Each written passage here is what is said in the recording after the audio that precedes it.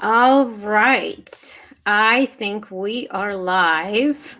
I'm just going to make sure that we're live before we start talking and just give people a chance to join. And let's see, are we live? I feel alive. Do you feel alive? I do. I feel alive. Okay. We're live. We're definitely live. Okay. So, welcome back, everybody, and whoever else is coming in and joining.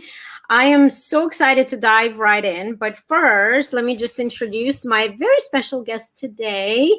And she has been on my podcast. If you guys have heard it, she was hysterical as always and so educational. Erica Etten. How I never pronounce names right. It's good.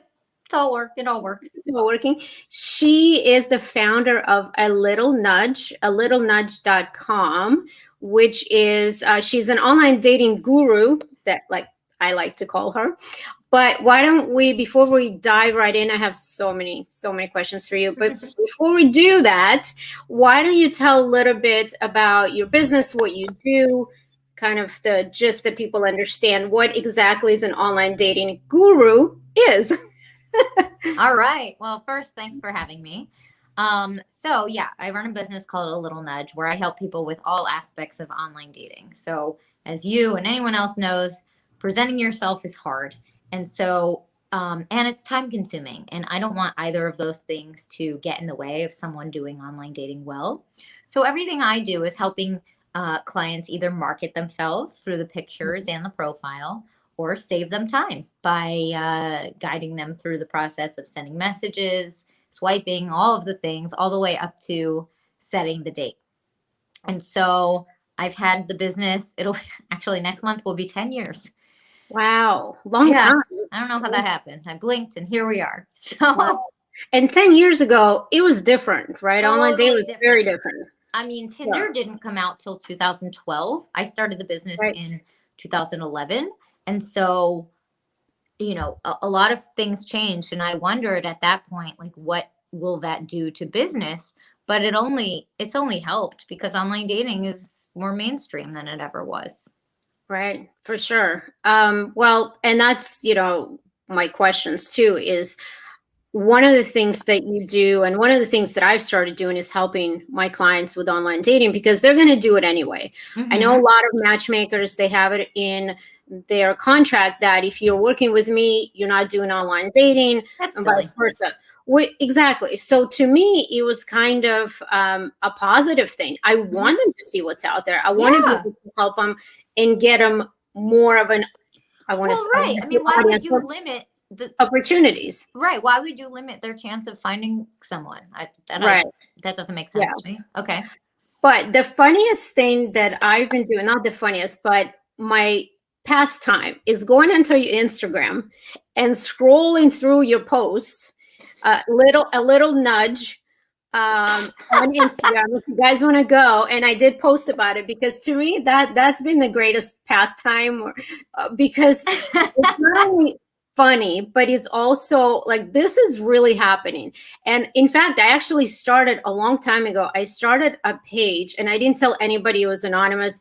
What now people have asked me, like, you can't be anonymous. This is reality. It was called Confessions of a Matchmaker on Instagram. And I really didn't want people to know that it was me, but I was literally posting some of the crap that people say to me, the text messages, profiles, because people don't believe that this is happening. But it's so funny because I go through it and it's like, wow, he said that, she said that. Right. And I love that of course, you blur out the name, you take out the name, whatever, but they're putting it out there. So they got, it's happening. Yeah. I have no words. So, I mean, in general, I try to teach a lesson if I can, based on the terrible profile somebody posted or the terrible message. Like, here's how not to do it. Now let's talk about how to do it. Right. Yes. And that's what I love because it's not just shaming them, so to speak, but it's also turning around and saying, okay, this is what you shouldn't be doing, which I talk about all the time and everything. So, but I do see a lot of posts that are either way too long or way too short. And I know you talk about that a lot. Yeah. And not just either not long enough, or they're just like essays, full blown essays that go on forever. And first of all, nobody's going to sit through that. Yeah, Nobody has no time one for has that. time. Right? I mean, one, no one has time for that. They're busy. And two, do you really think that highly of yourself that you need to write this novel in your online dating profile and expect people to read it? Like, look, I think very highly of myself, but not enough that I would write so much and expect people to want to read it. They don't know me. Right.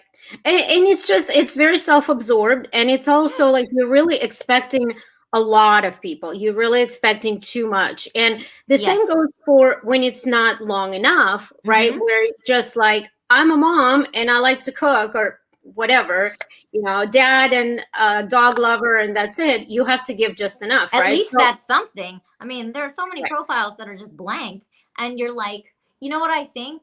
One, you're lazy, or two, do you think you can get by on just your looks? And yes, they take do that for how it is, but I don't think anyone should get by on just their looks.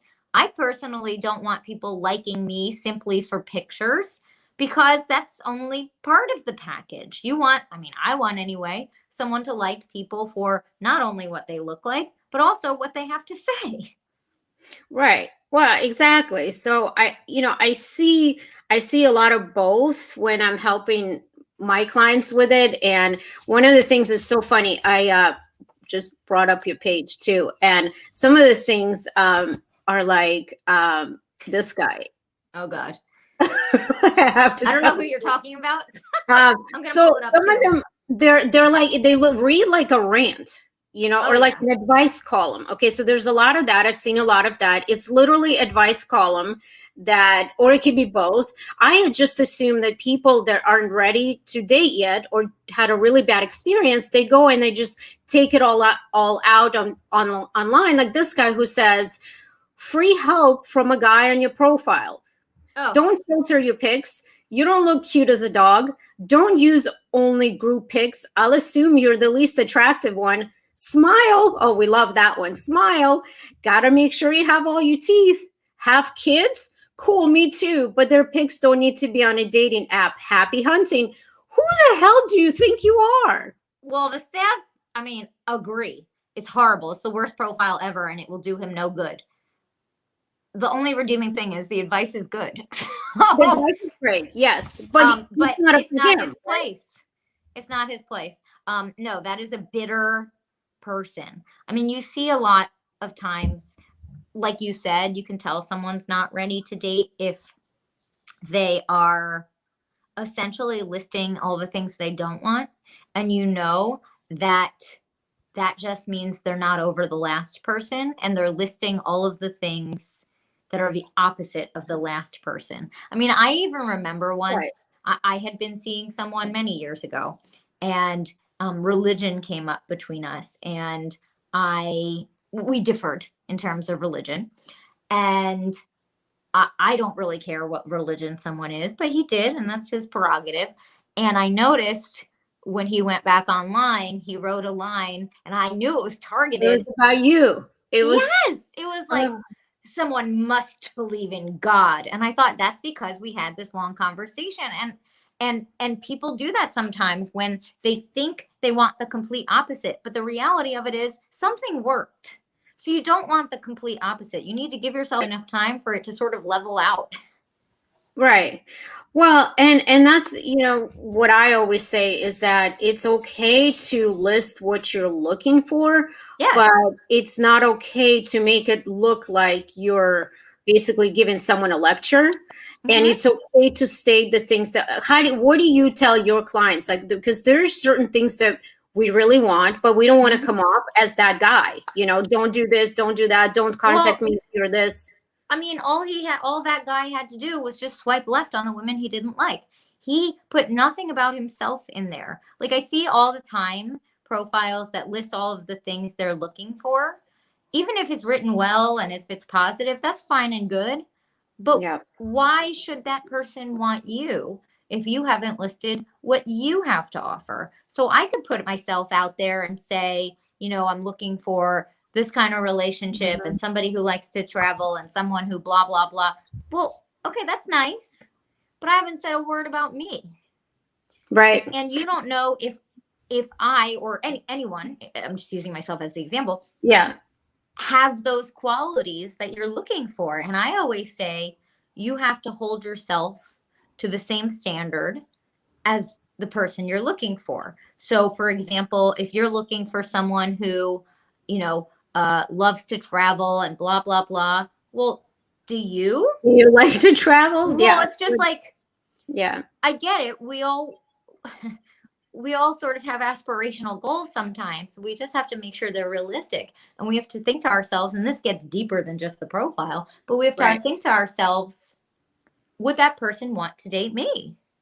And that's a reflection. I don't know if you see this with your clients, but that's a reflection I don't think a lot of people make, because tell me if this happens to you too, where if I'm searching for someone online, I can only present them with the people who write back or who also swipe right.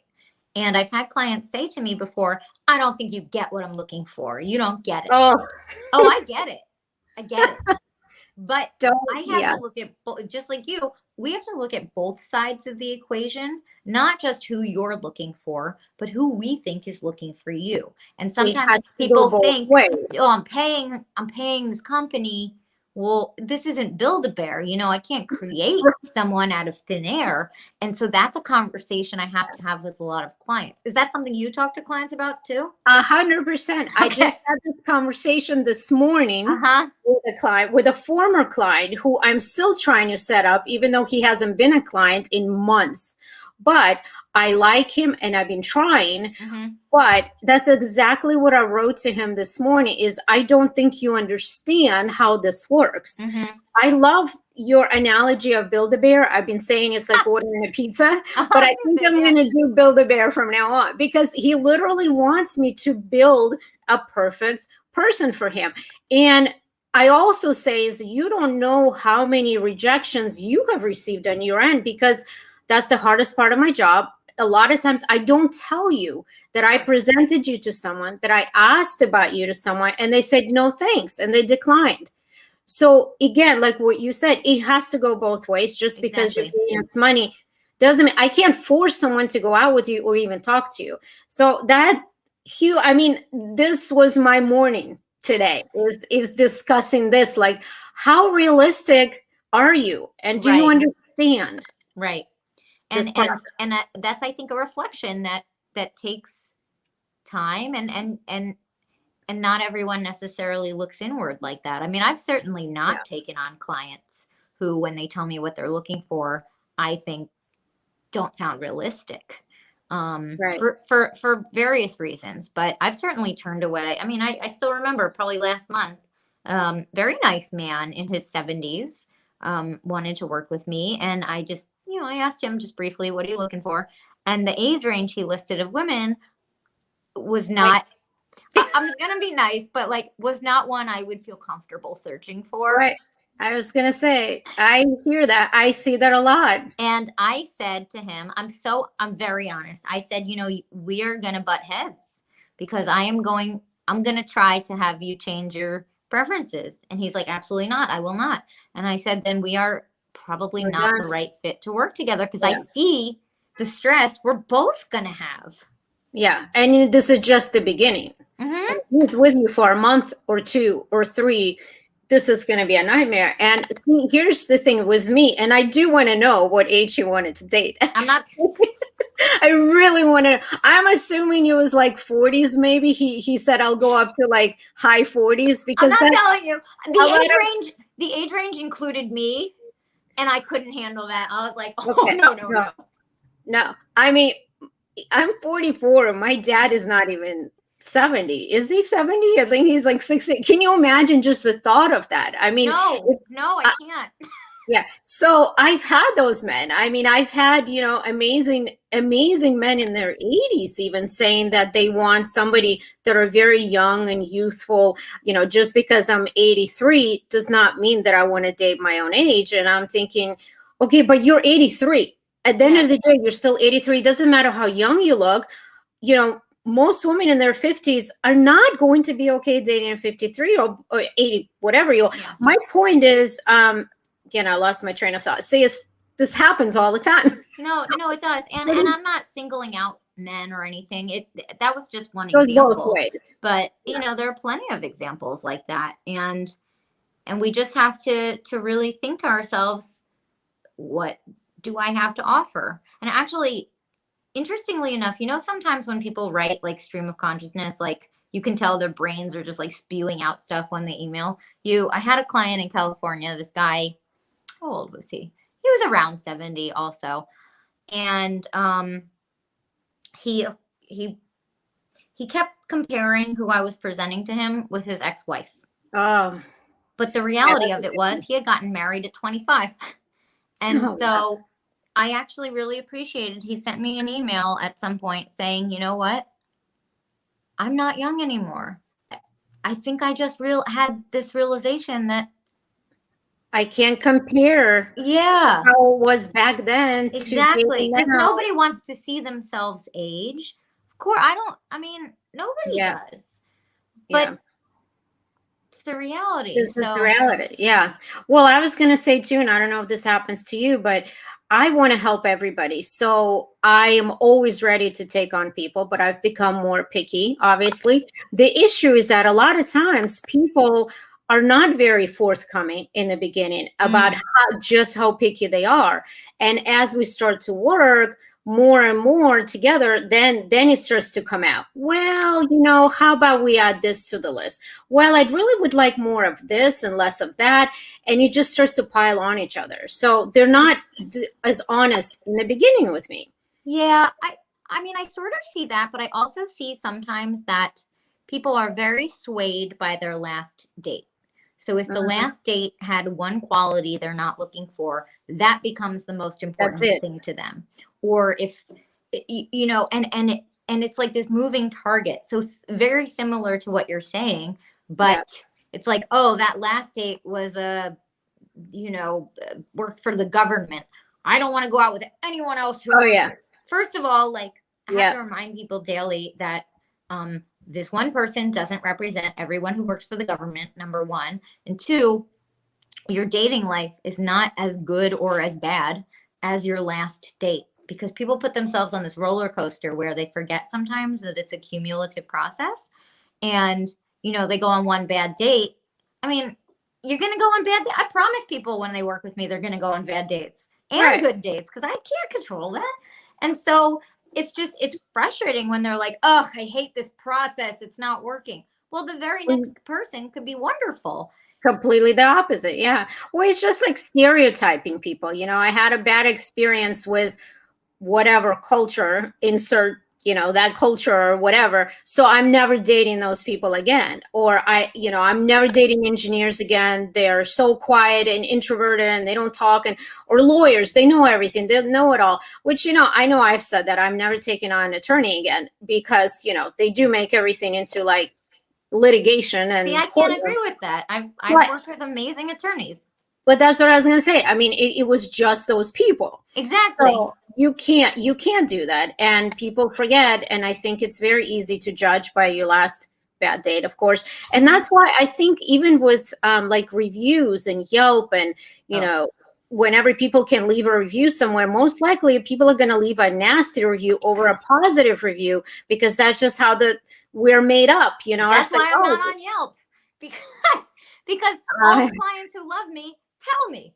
It's the one-off. You're like, go and tell it to the world. I know, which is fine. I always say it comes back in karma and referrals. Totally. But that's why the review sites, at least as a service business, do scare me, because you're always going to have one out of however many hundreds of people who just like you can't please, and it's always that one person who wants to shout it from the rooftops. So who's the biggest narcissist and probably the biggest, person in need of therapy or coaching and working on themselves, but they don't see that. So I remember once. So I mean, when I like working with a client, I just ask them if they send me a really nice email. I ask if I can anonymously post it as a testimonial on my website. Most people say yes. I remember once many years ago, I presented a woman to a client of mine, and he said no. But she was like everything on paper he had wanted. So I said, just go. See, well, what's the worst that happens? It's an hour out of your life. Right. He goes, of course he likes her. And so he and I are meeting. Yeah, he and I are meeting. And it was the end of our meeting. And I still remember, like, I can picture it because I had to be somewhere at 6:45 p.m. And our meeting was over at 6:30.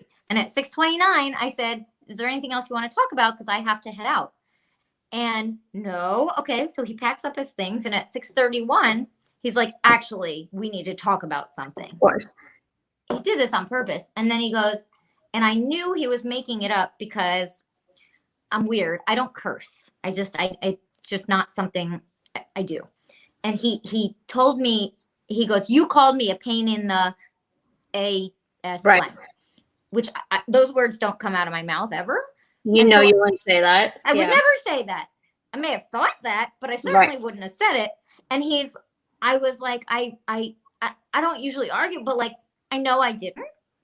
And he goes, well, don't worry. I Yelped about it. And I said, what are you talking about? I'm not on Yelp. And he goes, yeah, I put you on Yelp. Oh, yeah. Yeah. People could do that. Anyway, we had a discussion.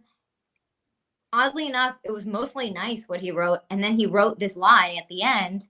And I got him to take it down. And somehow I was eventually taken down from Yelp. But wow, it's just unfortunate because I had done a really good job for him. Right. Well, that's the saddest part is that we work so hard. Yeah. And that was exactly the conversation I had this morning with this guy. You don't know how hard I work. I have literally excused myself from dinner with my family to talk to you, to talk about the date that you had, to convince you to go on another date, to give somebody a chance. I picked up the phone on a Saturday evening for you, as I do for a lot of people. And you're better than me. I don't do that. Well, no, that was in the, yeah, I'm done with that. I'm definitely done. I've set boundaries now, but people don't realize just how hard we work. And then they say, well, don't take it personal. I don't find her attractive or she's not thin enough. Don't take it personal. First of all, I do take it personal. This is my business. I'm a woman. So, and what I think she's thin. And when you argue against it, like, what do you want them to be, size 0 or the opposite? She's too thin.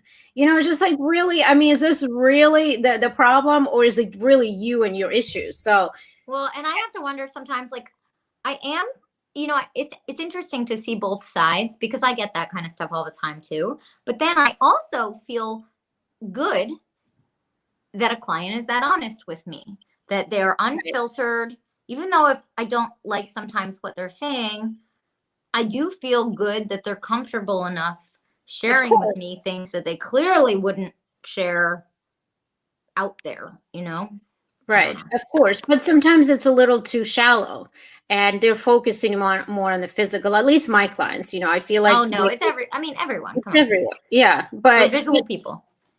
We are. So, but anyway, let's talk about, my biggest pet peeve, and I want to hear what your biggest pet peeve is, but mine is the blurred out photos. Okay, so like a guy, it's typically the man that does it. It's him and a woman clearly, but he blurred out her face, or multiple group photos. So for example, when people fill out my form and they send me pictures and I put it on there, it's not that difficult to crop out pictures on your phone and then submit it to me. I at least crop them out, even if it's a bad picture, so I know what you look like. If you post 4 or 5 pictures online and they're all group pictures, how are people supposed to know what you look like? One is okay with your friends, maybe 2. I like pictures with dogs or pets. I think that is better than a group picture. But those blurred out pictures, which I know you posted about that too. I remember seeing. Oh, they're horrible. Yeah, I agree with you. What is that? Why do you go through all of that instead of just cropping her out?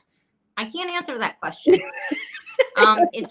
It's corny and cheesy and looks terrible, for lack of better words. I couldn't agree more. You don't want group pictures either, like you said, Right. because one, here's the two problems. One, people are not going to take the time to play with Where's Waldo and figure out which one is you. And two, Right. even if they do, they're going to find someone else more attractive. It's just the way it works. And Mm. so you're doing yourself a disservice by posting your pictures with other people. Now, I've heard people try to fight back with me on this and say, well, I need to show I have friends. Don't I need social proof? I will tell you, if you're a guy looking for a woman, like, the guy is never thinking, ever thinking, Does she have friends? wow, she's beautiful, she's attractive. Oh, but I don't know if she has friends, so I better Right. not swipe right. There's That's no not- pictures It of doesn't friends. even occur.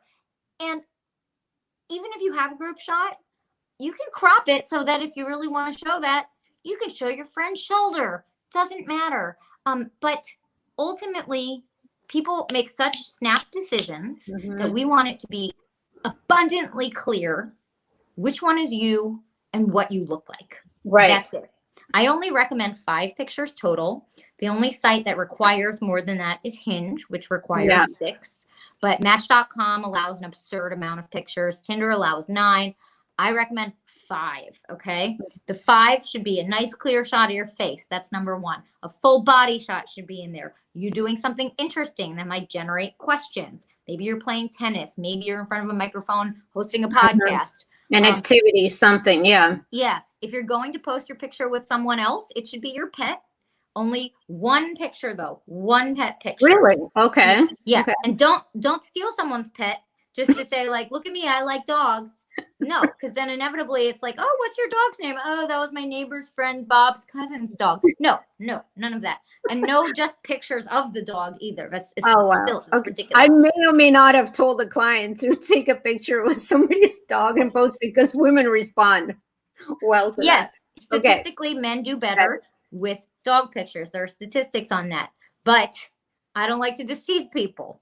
Right. Don't take a picture with a dog if it's not your dog. The end. Right. Okay. Good point. Also, leave out baby pictures. Okay. Oh, yes. No, and that's children huge. in general. It's really up to you. I tell my clients, if they want to post one picture with their kids, fine.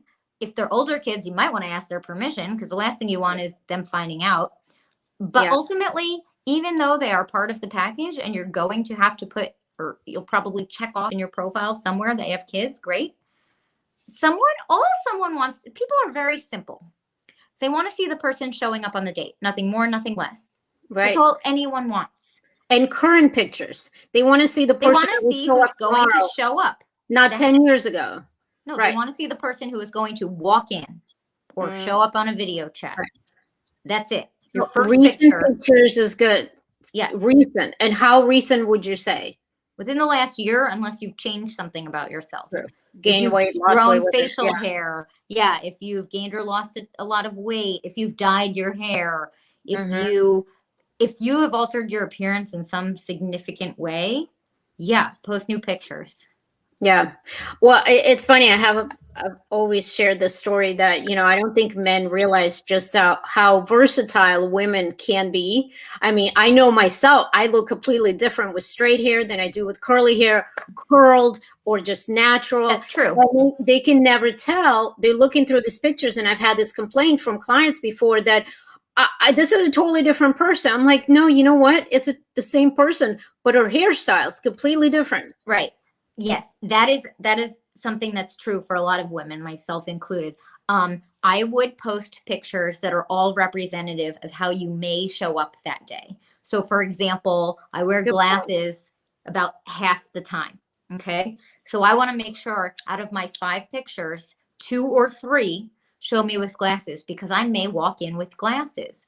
I wear my hair in a bun a lot. Okay. So you want to have at least one picture showing your hair in a bun. And then if you want to go the extra distance, the day you're going to meet that person, say to that person, just FYI, in case you're looking for me, my hair's in a bun today. Okay. That's a good one. Or snap a picture of what they're wearing and what their hair looks exactly. Like. But in general, your very first picture should be what you're going to look like when you show up. And so would you say more of a headshot of a first? So like, let's say it's this, like what you can see of both of us. That's great. Like, you look great. If that's your picture, I want you doing your hair that way for a first date. That's really good advice. That's very the same smart. with like It's the same with acting. Like, let's say you get hired from a headshot. You can't Yeah. show up for the acting job looking totally different. They hired you based on that picture. Right. It's A exactly bald the head. same thing. Yeah. Right. No, that's very true. So, and my advice always, going beyond pictures, talking about just online dating in general, is that the goal of online dating is really to get enough information about that person to know if you want to continue talking to that person. That's it. Yep. Right. So my advice, and tell me if yours is any different, is really to take it off that app as fast as possible, but long enough to know that you know enough about that person. Get a Google Voice number. Don't give out your real phone number. So my advice is to talk, at least on the phone, fairly fast, because I know a lot of people will message back and forth forever. So there's got to be a limit, right? There's got to be enough information that you have that you know that you want to talk to them next, right? I agree partially with what you said. Okay.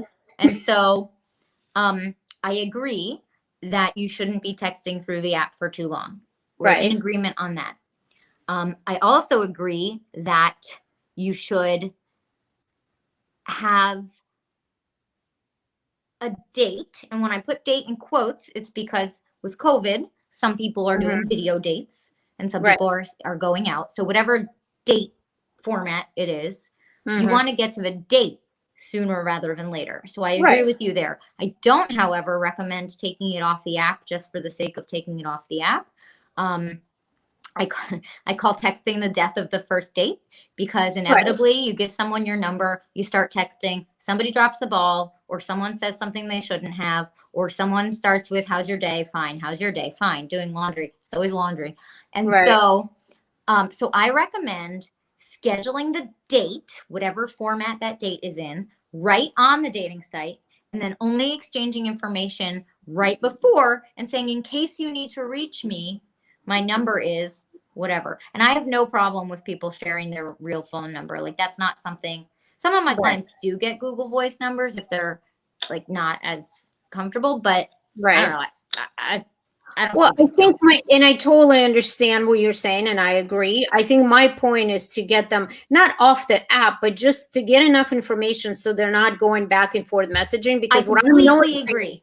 Because I'm noticing a lot is that they'll start a conversation and then somebody won't follow up, and then it's a week later and they're not interested anymore. They started talking to someone else, or it's the same texting, whether it's texting on the phone or on the app. How was your day? Like you said, what are you doing? How was work? And it's like, who cares? I don't care how your day was. You completely agree. The right information. I completely agree. And interestingly enough, I'm going to be posting something on Instagram tonight or tomorrow, TBD. I've been collecting examples of where the first person writes a good first message. So like, let's say you're on Bumble, the woman has to write first. She writes a good first message, like relevant to the profile. Like today, a client wrote one. Well, I wrote it as the client, about pancakes. Okay. The guy wrote that he liked to have pancake dance parties. I don't know. So I wrote something like, pancake dance parties, like, where's my invite, you know? Right. And he wrote back, it started off well. I made pancakes just this morning. Okay, good. So far, so good. How's your day? And it's like, all he had to do was continue with that topic. Like, are you a pancake or a waffle? That's fun banter. Banter instead of how's your day? And then it's going to be like, it was good. How was yours? Fine. And then it will die. And so you can't come back to pick one topic, stick with it, get to the point where, I mean, this is my little trick, get to the point where the next logical step is to go on a date or have a video chat. Like, you know, all this talk of pancakes is making me hungry. Maybe we should get some at this spot on Sunday. There you go. There you go. Yeah, it's very easy. And that's why I always say, you know, people fight me on these messages. And it's hard because I can't keep doing that for them. I can write the first message, but I can't keep responding because I don't know how they're going to reply. I'm not dating them. Well, I do the whole thing. I respond to all of them. I get it to the point of the date. See, and that's my point is I want to see them put some effort into it as well. I want to see them respond how they would respond. My concern is that if I will respond with whatever, information I know about them, and then they show up and they talk about it and they're like, yeah, well, actually, that's not what I want to do. Or, and they could completely contradict what I responded to them. So I'm always saying, skip the whole, hi, how are you? How's work? Because like I said, nobody cares. And you can't really come back from that. Like, where are you going to go from that? Exactly. 100% agree. If you avoid, how was your day? If people just avoided that question on the dating apps, the conversations would be so much better. So much better. And just random crap is sometimes so much better. Ask someone's ice cream flavor of choice. Like ask whatever. I'm looking around my apartment like, what kind of apple is your favorite? I don't know why all of my things are food related. Clearly I am hungry. Are you getting hungry? Okay. We're gonna let you go take a break. No, I'm just kidding. I'm just saying all of my examples are randomly food. That must tell me something. But maybe because it's a cultural thing too. We like to feed people. I like to eat. Absolutely. And yeah, I think the thing too is that, you got to put in a little bit more work than just that. So I like to see that. But, for example, there was this one guy who was messaging my client and every message was like a trivia question, a chocolate cake or raspberry souffle. And it's like, so I'm like, I texted her, I'm like, okay. What's your answer? I need to know what you like. She said both. No, I'm asking you. Oh, me? I don't like either. I don't really like, chocolate souffle maybe, but like, I don't like fruity stuff. Raspberry cheesecake, ew. I was just curious. Yeah.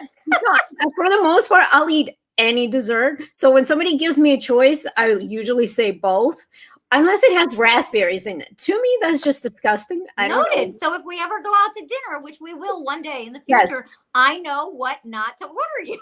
Totally. I plan on coming to Washington, D.C. soon now because we have a different president. So I was avoiding it for 5 years or whatever it was. Yeah, it was more than 4 years. But now I told my kids, yep, we're definitely going. My son has been there. One of my kids has been. I haven't. They do that whole 8th grade science, whatever. And he was just, it was amazing. So I can't believe I've lived in this country for 30 years and I haven't been there. I will take you out to the best chocolate dessert. No raspberry cheesecake. No raspberry cheesecake for you. I don't know why, just not anything with raspberries is just really gross. I don't know. It's so stupid. But then here's the example. So this would be good banter. Amazing. This would be so good. You started off with a random question. Now we're talking about raspberries and we're talking about DC and we're talking about different cities. It goes from one thing to another. Yeah. It's just, and that's what I tell people, just have a conversation. Mm-hmm. It doesn't have to be anything difficult. Just like when you were approaching people at the bar and all people always ask, well, I'm so bad at pickup lines. Why do you need a pickup line? Like I always say, just say, hey, how are you? My name is whatever. Just go from there. So I think that is so important. But yeah, it was pretty funny because I was like texting her going, and then it went, so she responded, and then the next question was, or the next message was the same thing. It was another trivia question. So I was like, oh, okay, enough with the trivia. Like, I get it, but each message cannot be, well, this or that. Do you like this or that? Was she asking him a question in return? I was. I mean, well, but like if she wasn't engaging to ask a question, what else is he gonna? I don't know. Right. Normally, you're right. If there is no engagement, then they're going to continue with whatever they're doing and the trivia. Yeah. No, I understand. I think that's the thing is I wish people put more thought into it. I know it's exhausting and I know people are really hating online dating. But if you don't do this, if you don't play this game, how are you going to end up on the other side of it? Right. And actually, that's a really good point because I know a lot of people say, well, I used to take the time to write these specific messages, but I wasn't getting responses. So now I don't take the time and I send generic stuff. But how's that working? It doesn't work. Exactly. And that's the cycle. And it's really unfortunate because now it's a self-fulfilling prophecy. Of course, it's not going to work if they're not taking the time. And so I encourage everyone, even though it's exhausting, plan it into your day if that's what you need. Set a reminder to yourself. Have a glass of wine while you're doing it. Reward yourself. Maybe you get chocolate cake after. Right. But Yeah. because why people think it should come so easily is beyond me. Because let's say it's a job search. You got to put together a resume. Same thing. You got to submit your resume to tons of places. You got to go interview. And it's you don't just say, if you don't get the first 3 jobs, guess working's not for me. Right. So I give up. And this is presumably, the most important life decision for a lot of people. And so why they think it doesn't take effort or doesn't take money or whatever is really beyond me. Well, I think it's our culture too. I think, online dating, the whole creation of online dating, I think it was a great idea. And I think it started out well. But I think people because we have so many options and it's just, a swipe away, people are now looking for better and better and better. And it's our culture now. People are become lazy and it's right there at their fingertips. So they do less and less work, but you're never gonna find anything. You're never gonna end your search if you don't do any work. So it's hard, it's exhausting. I get it, people hate it. And when I bring up the topic of we're going to do some online dating when you work with me as well, it's oh, no, forget it. It's either just matchmaking or nothing else. I'm well, you're missing out. Everybody's online. Yeah, and that's a really good point. Everyone's online because unfortunately, and maybe people say this to you sometimes, they'll say to me I don't think the kind of person I'm looking for is online. Yeah. Well, if you're online and you're a quality person, why should you think that other quality people aren't online? The reality of it is everyone is online. And so once you put the idea in your head that people who go online aren't of a good quality, that's actually putting yourself down, number one. And I think too, it's a defense mechanism. So when it doesn't work for you, which it sounds like you're setting yourself up for, you can say, well, there was no one of the quality I'm looking for online anyway. So let's just go in open-minded, assume everyone is online. Does it take digging to find what you're looking for? Yes.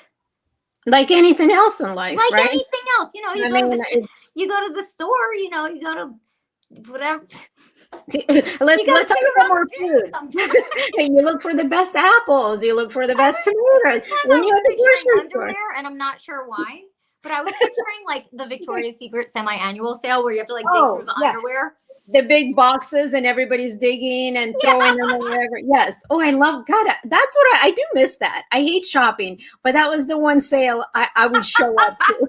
I love Victoria's Secret.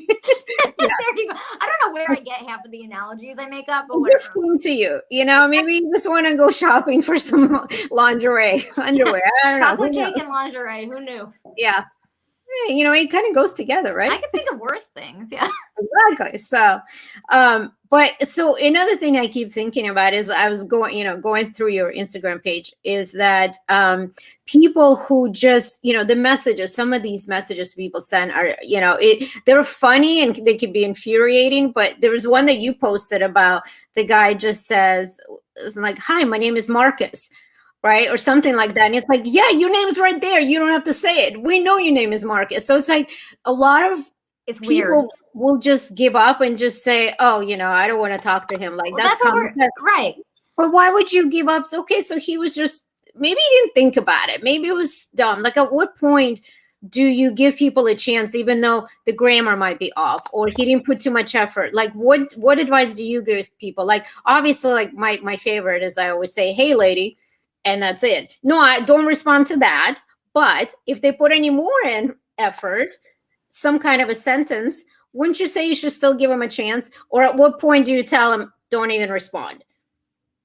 I want to say to give people a chance, but if they are that lazy, it's hard to want to. Well, of course. And because a first impression is a first impression. And I get it. We don't know what's going on the other side. The other person could be frustrated, lazy, whatever. But we only see what people put out there.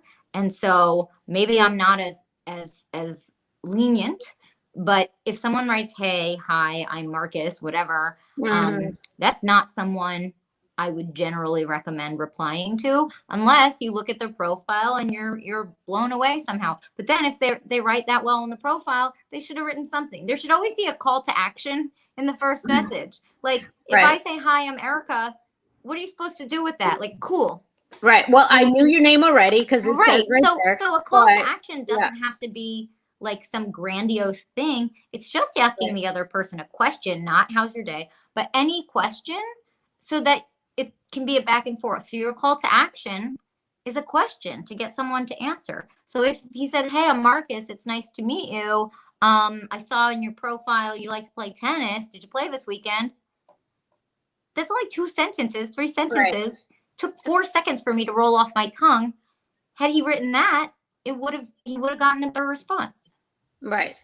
Well, that All makes you sense. Okay, sorry.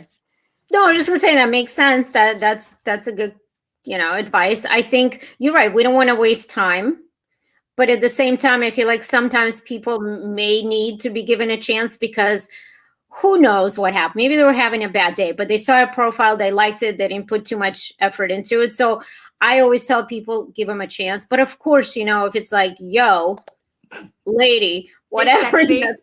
that's my favorite. I don't know why I always go to that. I think I've seen it once in the last few years, but I thought that was so ballsy and so like it made me laugh, but I wouldn't give him a chance, but I thought it was stupid and it was funny, but I wouldn't want to respond to that either. No, and also But, I don't care, male, female, who you're looking for. I would avoid complimenting anyone's looks in that oh, first yes. message, and that goes for everyone. If you're going to give a compliment, do it about something they've earned. Not like, oh, that lasagna in your picture in the kitchen looks delicious. Is it Made me your hungry. Yeah. grandmother's recipe? Versus like, oh, you have nice eyes. Well, you didn't do anything to earn your eyes, but you did Yeah. to earn the lasagna. Well, and it's kind of sexist too. It's kind of, because usually typically women don't say that to men, right? I mean, I haven't Well, seen it, at least yeah, like I mean, but I a don't pretty recommend women smile. do that either. Like, don't say like you have a nice smile. It's nice, Yeah. but say something of substance. Right, right. Substance. There you go. That's the word we're looking for. Substance. There you go.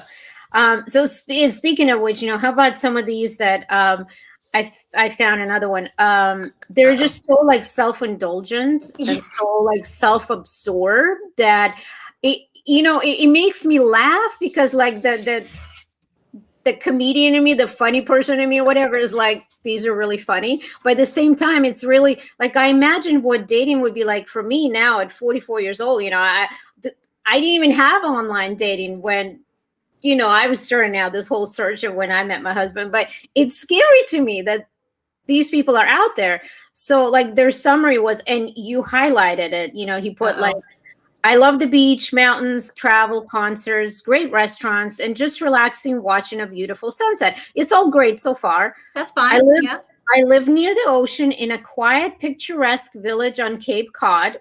Okay, okay. Okay. I am a very successful entrepreneur who went to the best business school in the world. I've written 2 books, and I'm currently working on a book on happiness. Was this Trump? Like, do you think that was he's getting ready for Melania? What's her one? I had to leave him, right? I am a very happy and positive guy, and life is good. Like, ew, Yeah, right? ew. Yes, because it's a very insecure person who thinks they have to write like that. Because you can be, I'm looking at it too, you can be a successful entrepreneur. Look, you and I are both successful entrepreneurs, but the minute we go out and say I'm a successful entrepreneur, we're compensating for a lack of success. And so this The more you have to this say you screams are this or insecure, that. insecure, insecure. Mhm. If I were to guess, he probably has a Porsche. Right, and he's bald, and well, I don't know. Was this the man? Oh yeah, well, I like bald men. My dad's bald. yeah. But I mean, I do too. he sounds like someone who is trying to compensate for something. Right, and probably a small penis, but Okay, we well, will never know. I wasn't gonna go there at all. But like, but Who people who knows? don't brag are often the most successful. Right, exactly. That's why I always say the more you have to say you're this, you're that, whatever it is, most Correct. likely not, The so lady doth protest too much. right. So so give me your biggest pet peeves that you see people do online and what people should avoid doing. A pet peeve is not writing a profile, so definitely write something. A pet peeve is pictures that aren't you, so like a sunset, a boat. No, don't show your Yeah. lifestyle, just show you. Negativity, like I said, Mhm. talking about what you don't want instead of what you do.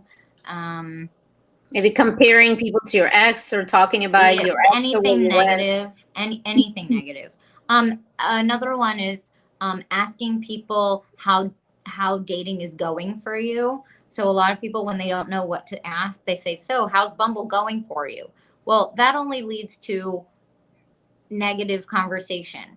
Like Right. it just, I think it's a misery loves company type question. Mhm. And so when any of my clients get that question, I tell them to say, it's been wonderful. I've met lots of great people.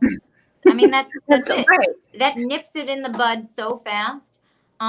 Or like serious questions like, when was your last relationship? How long? Nope, not a stranger's business. Right. And I always say, like, I want people to judge everyone based on who they are today because their past has made them that. But don't judge people based on that past because hopefully Right. they're not the same person. And so, Exactly. even the other day, a client, nice lady in her 60s who I'm working with, had a phone date with someone. And she texted me 17 minutes into the call because I had the timestamp. Right. She said, he's been married twice and won't get married again. Next. Like, and I said, how did all of that even come out in 17 minutes? And Seriously. like, this man was probably 70. So, like, I think it's totally reasonable. He could have That's been married in very his 20s. reasonable. And then again, who knows? Maybe he's widow. I don't know. But like, to assess someone, like, how about do we have banter? Was he funny? Am I And attracted to him? that quickly in a conversation, I mean, what do you start with? I don't know. Like how do you just start with that? Yeah, that's ridiculous. And so often people think they're helping themselves by getting the hard questions out of the way, but they're actually hurting themselves because Mhm. they don't have any other data points, right? So when you only Right. have a few data points, you're going to base your judgments on that. I would rather people get to know someone first because Mm. then you have, like, I texted her back and I said, like, I how was the conversation? Like, Right. did you have things in common? That's what I want to know after a first date. I do not want to know how Yeah. long they've been divorced, how long they're this, how long they're that, how many kids, blah, blah, blah, blah, blah, blah. And it's like, That's really sad. give And it a so she minute. was done. She didn't give him another chance. That was it. I get it. She wants to be married. And Right. and I get that desire, and I also get someone's desire not to be at a certain Right. point in life. But I feel like we're so much more willing to compromise and willing to, like, see the other perspective once we get to know somebody. Right. Plus, like you said, people can change their mind with the right person. Yeah, I Sometimes mean, I they wouldn't. change their Yeah, mind. I wouldn't go I in don't think, thinking someone will change their mind, but no, of course. I don't know. I was But just I disappointed think by that. It was just so, like, rigid very to me. cut, clear. Yeah. It's really sad to just, first of all, they shouldn't be talking about it. But yeah, anyway. So, and what would you say? I always ask everybody this: what is the best and worst advice you have ever received about anything, relationships, life, Oh my whatever? God, that's a hard question. Yeah. I mean, it could be, because I'm always saying, stop asking people for advice, only you know what's right for you, right? That whole Yeah. thing. But of course, with things like dating, relationships, it's good to see or to learn more about it because you may not know much about it, right? But at the end of the day, listen to your gut and you know what feels right and what doesn't, right? So I know I have received some really bad advice in my life and good advice. Is there anything that it could be pertaining to your work? It could be pertaining to online dating. It could be anything. I can think of good advice more than I Okay, can think good. of bad advice. Good. And Okay. I think that's my own stubbornness because I don't often ask people for advice, for better There or for you go. worse. But I Yeah. can think of 3 really good pieces of advice I've Okay. gotten. Let's hear it. One is from my mom when I was probably in high school and I probably had my heart broken, you know. She said, you know, Erica, when someone likes you, you'll know. And So to true. this day, like I tell people in, you know, in different words, like you won't be this confused if someone's that into you. And there'll be effort, right? There'll be some kind of effort. Yeah. So that was good. And then my dad, he's a wacko. He's so funny. He leaves me these voicemails. And maybe like, I don't know, 15 years ago, he left me a voicemail as a joke. But he goes, Erica, he was just joking, but it's so funny. He goes, all men go bald and have earwax. And it was just like the funniest thing ever. So he was like, so give him a chance, you know? Right. That makes sense. I mean, they do, right? I mean, it's the truth. It was really funny. And then the other thing doesn't have to do with relationships. It's actually about my schedule. I'm a night owl. I've always been, and I've never been a morning person. And my entire life, I've wanted to change that, but like, I haven't. And my therapist once said to me, like, enough, accept it. This is you. And I have a hard time taking that advice, but it was good advice. Yeah.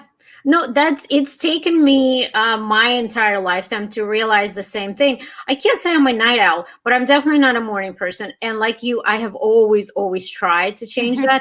And I feel like women, especially when they're in a relationship, kind of change themselves to morph into this, you know, relationship or into what the man wants. So I think every person that I was ever with or dating must have been a morning person, because I always tried so hard.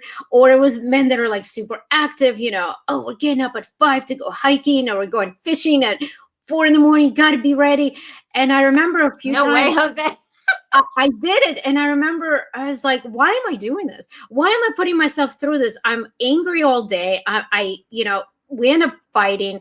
And that's what I realized that too. Stop trying to change yourself. Know who you are. It takes a while, but know who you are. And this is how it is. And, you know, now in the mornings, my husband's like, you know, he just leaves me alone. He knows, don't talk to me. And the first thing he says is like, okay, what's hurting? Is there anything hurting? Should I get you anything? You know, but he's like the most happiest, positive person in the world, and it annoys the shit out of me, because it's like, how can you get up and had like maybe 5 hours of sleep? You're exhausted, because he needs sleep too, but he's just a very positive and happy person. And I think it's, you know, his dad's like that, but he's just like, I don't get it. And I want to be like that, but I just realized, listen, I'm not a Jewish princess. I'm not, but clearly there's something that just never going to change. So let's just accept it and move on. Just don't talk to me for the first hour, and then we're good. Then everything is fine. You know what? I am learning so much about you today. I love this. I now know if we ever travel together, leave you alone and don't serve you fruit with dessert. Like, I feel like I have a new level of knowing you today. Understanding. Understanding. Well, and I think, you know, it's funny when we have these matchmaker cruises, you know, and I'm like, first of all, I'm just not a big cruise person, but if I have to, like, I have to have my own room, because I would really hate for someone to be I'm not a morning person. We have these early meetings. It's just, I just can't do it. It's just not me. I'll be there, but I'm not going to be happy about it. Yep. Now you sound like me. Yep. Right.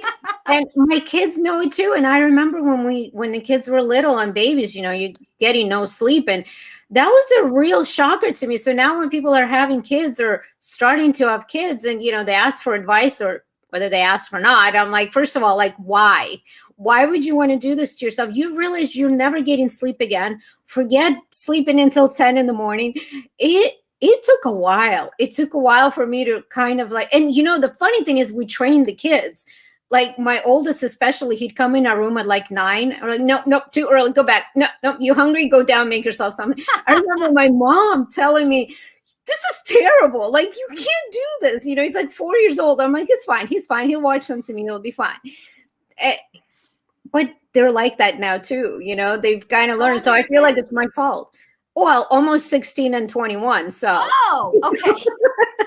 It's not an issue now, but it was for a long, long time, you know? Got it. So, And it's funny, I don't want to forget. Oh my gosh, it's been an hour. So you and I are actually planning to do some workshops about online dating and the whole thing and dive more into it. So we'll definitely let people know more about that. We're gonna hopefully we'll start with one, see how it goes, and dive more into it. But and you have from what I learned, you have a cartoon in the New Yorker. Or New York, oh, not a cartoon. Wait, I don't tell me.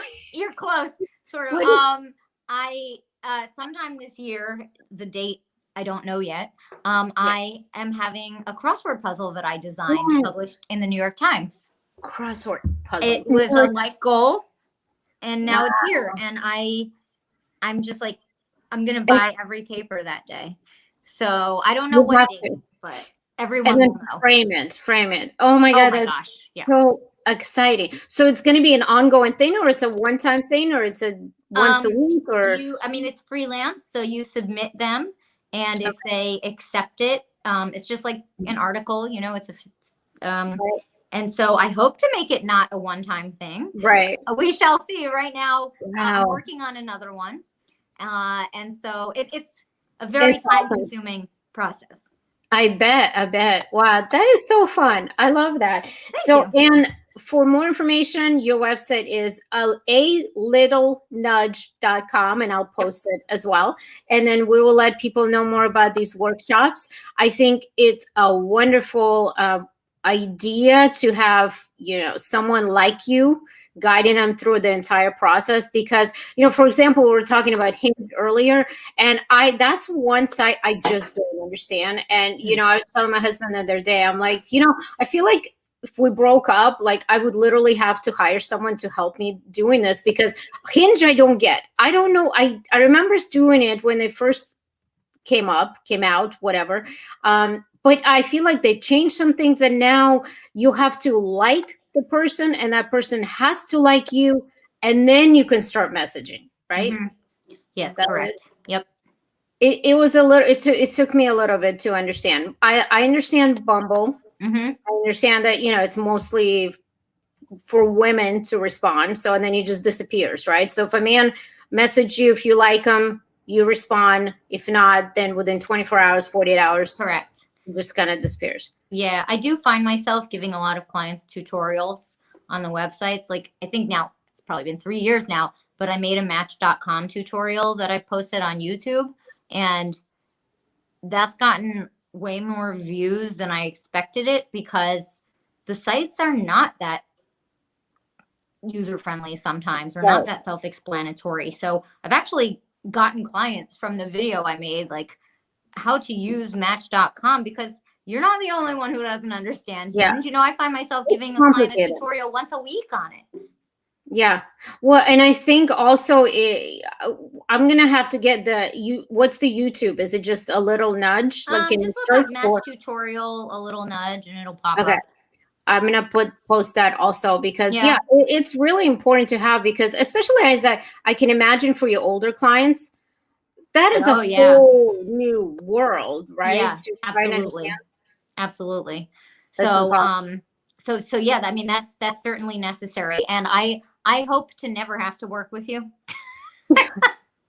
in the best way possible. Well, as everybody knows, I have a type, but my type does not exist in Orange County, because it's a very conservative white area. But my husband and I both have a type, and it's not us completely. Well, most people end up with someone who's not their type, which I try to remind people about when they're like, ugh, not my type. And it's like, give it a minute. Why? Try. Exactly. You know how many people I've set up who are actually married now or in long relationships with a completely the opposite of what their type was. So yeah, I think it's so important to remember. But anyway, thank you so much for joining me today. This was very interesting, as always, for me as well. And I will definitely post more information about the workshops. I'll have it on my website and social media and everything. So thank you so much, Erica, for joining me. This was awesome. And hopefully it was valuable to people as well. So I would love for anyone that's watching this and watch it later. It'll be recorded, it'll be up, and just let me know if you found it useful as well. So alittlenudge.com, and my website is matchbyjulia.com. Thank you guys so much for joining. We'll see you next time.